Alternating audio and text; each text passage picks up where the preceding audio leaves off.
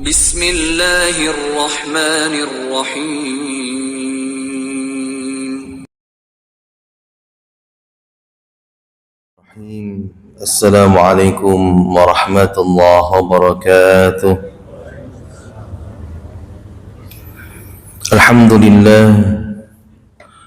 Alhamdulillahilladzi ja'ala syahr Ramadan syahran unzila fihi al-Qur'an hudan linnasi wa bayyinatin minal huda wal furqan.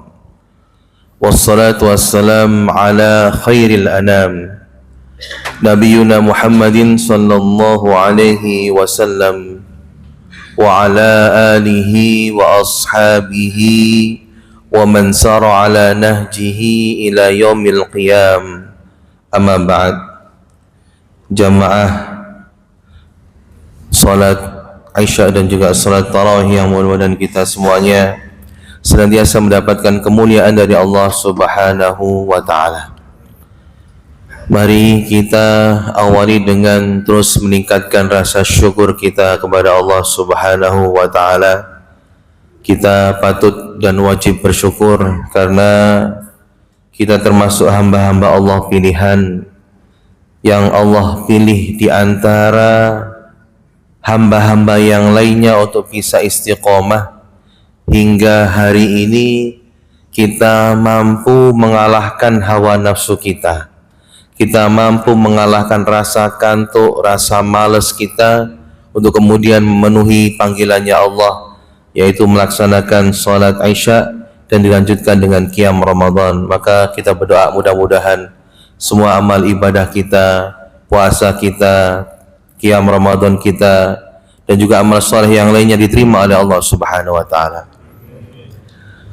Kita pun berdoa kepada Allah agar kita semuanya diberikan kesehatan yang sempurna, sehat jasmaninya, sehat rohaninya, sehat hatinya, sehat imannya, sehat dompetnya, sehat saldonya.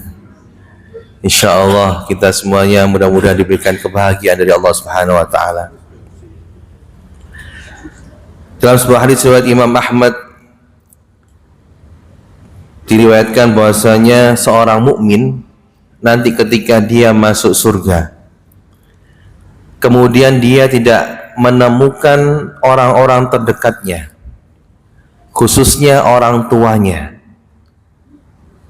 Dalam teks hadis dikatakan innal mu'min idza dakhala al-jannah sa'ala an abawaihi. Seorang mukmin, dan insya Allah kita semuanya mudah-mudahan termasuk ahlul jannah, ketika nanti masuk surga, kemudian kita tidak menemukan orang tua kita, dan pasti yang dicari adalah siapa? Orang tua kita. Bisa jadi saat ini ayah kita sudah meninggal, atau ibu kita sudah meninggal, atau dua-duanya sudah meninggal, dan kita pasti ingin dan rindu ingin bertemu dengan mereka berdua. Kira-kira bisa tidak, Pak? Nanti kita bertemu dengan orang tua kita yang sudah meninggal. Bisa. Hadisnya ini, sa'ala an abawaihi, dia bertanya kepada Allah Ta'ala, ya Allah, mana orang tuaku? Saya enggak nemu bapakku, saya enggak nemu ibuku di surga ini. Wa zaujihi wa waladaihi, dan kemudian bertanya tentang istrinya, tentang pasangannya, mana istriku ya Allah, mana anakku ya Allah. Maka selama orang tuanya mukmin, pasangannya mukmin, anak-anaknya mukmin, maka yuqalu lahu, dikatakan kepada orang tersebut, innahum lam yablughu darajatak, wahai penghuni surga Firdaus, karena surga ada banyak tingkatannya, mereka itu ayahmu, ibumu, surganya tidak nyampe ke derajat surgamu, surganya levelnya di bawahmu. Fayaqul, maka anak ini berdoa kepada Allah, ya Rabb, ya Allah, qad amiltu li walahum, sungguh di dunia aku telah beramal untuk diriku dan juga untuk mereka.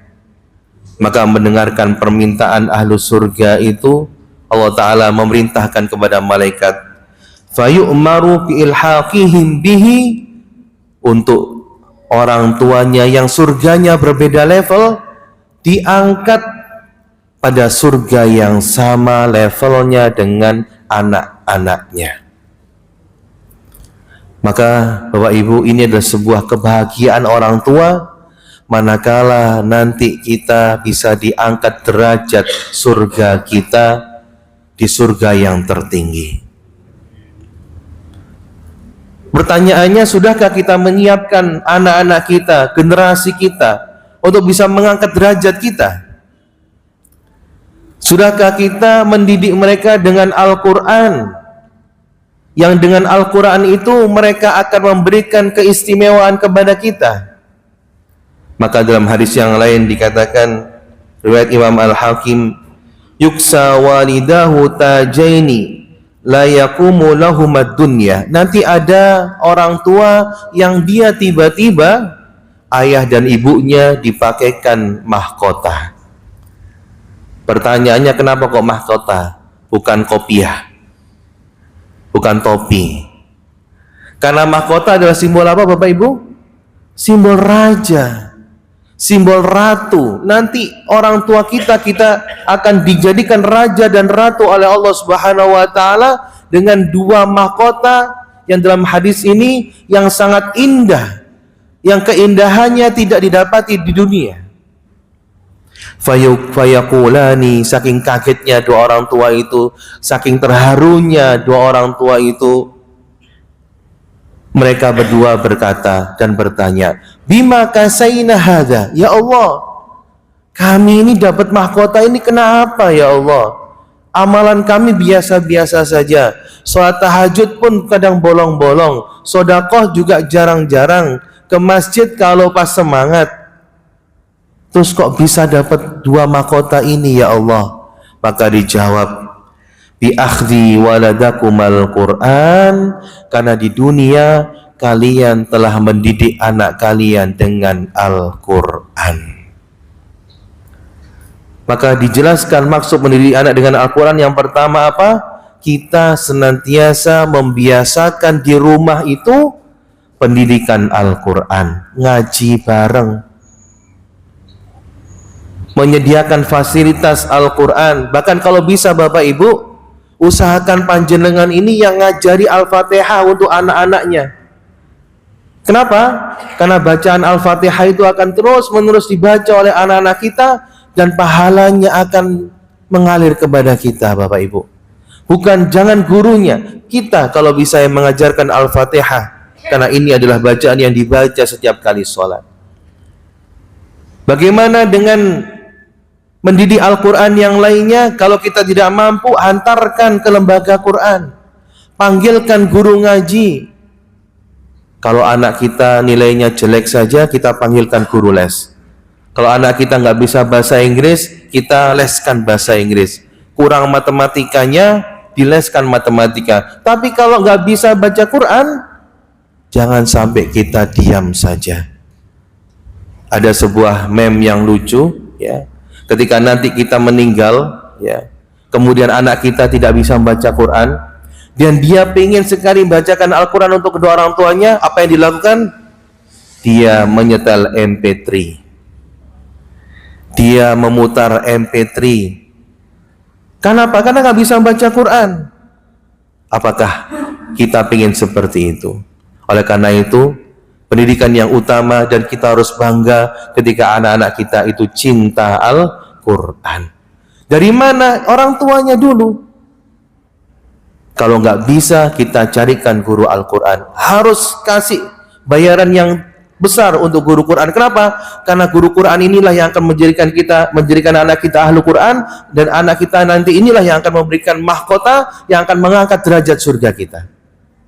Maka kalau anak kita sudah pintar hafalannya Bapak Ibu, kasih hadiah. Karena hadiah kita itu nggak seberapa dibandingkan hadiah yang kita dapatkan nanti. Katakan, ayah bangga kamu pintar Quran. Katakan, mama bangga kamu pintar Quran. Supaya apa? Supaya jadi motivasi bahwasanya kebanggaan orang tuaku adalah ketika aku cinta Quran, ketika aku mahir dengan Al-Quran. Dan yang terakhir, ketika kita punya anak hafidh Quran, ketika kita punya anak yang dia menjadi penghafal Quran, maka akan memberikan kemuliaan. Bahkan dalam hadis riwayat Imam At-Tabrani dikatakan, man hafizal Quran, barang siapa yang menghafal Quran, tsumma amila bihi, tidak hanya hafal namun dia mengamalkan Quran. Ini Bapak Ibu penting. Mungkin kita pengen anak kita hafal Quran, tapi tidak dilandasi atas kefahaman. Artinya apa? Keinginan orang tuanya, kita maksa anak, tapi anak kita tidak ada rasa cinta Quran sehingga tidak diamalkan Quran itu. Naudzubillah. Maka syaratnya anak itu hafal Quran dan mengamalkan Al-Quran. Maka kalau dua syarat ini dipenuhi, albasallahu walidayhi tajan min nurin, Allah Ta'ala akan memakaikan kedua orang tuanya mahkota yang cahayanya lebih indah, lebih cemerlang daripada matahari. Wa syafa'ahu Allahu fi asyrati min ahli baitihi, kemudian memberikan kepada sang anak hafidh Quran itu kesempatan untuk memberikan syafaat.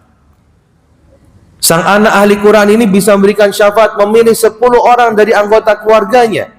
Bahkan kalau anggota keluarganya itu masuk neraka, sang anak bisa minta sama Allah, ya Allah ini keluargaku, ya Allah ini ayahku, ya Allah ini ibuku.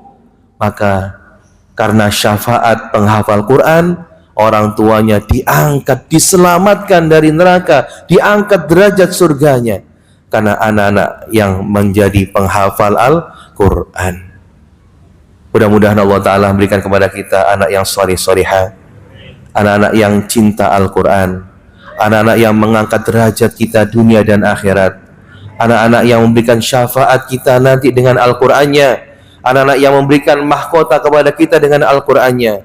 Dan mudah-mudahan kita semuanya dijadikan keluarga Al-Quran.